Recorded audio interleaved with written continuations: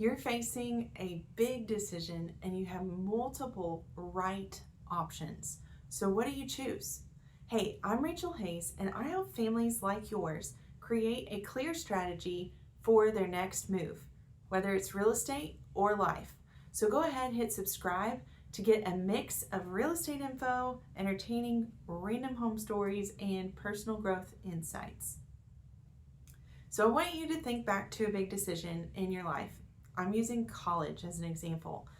What decisions did you have to make to decide on a college? What factors were part of the decision? Who did you talk to?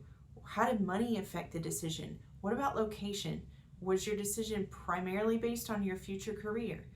All of these different pieces work together to create that larger decision. Here's a quote by Russell Brunson. He's an entrepreneur, an author, and a marketing expert.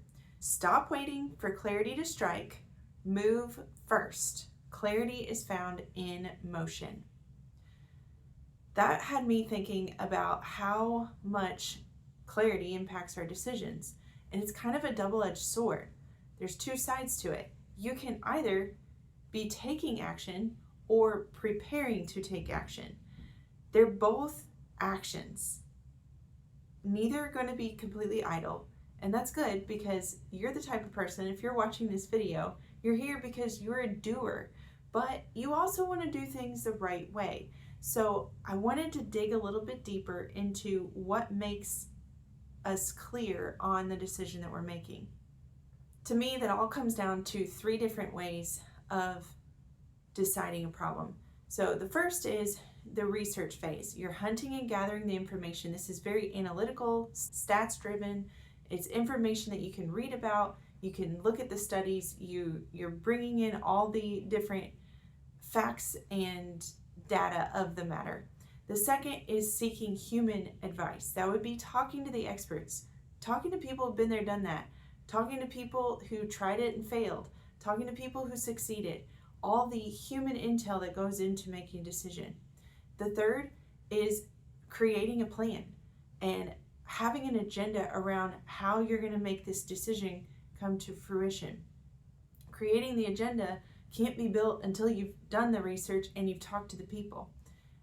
Now, after those three things are completed, you're going to move into the evaluation and reevaluation phase. That's the part where you're going back and you're looking at the information again. Now you've tried it.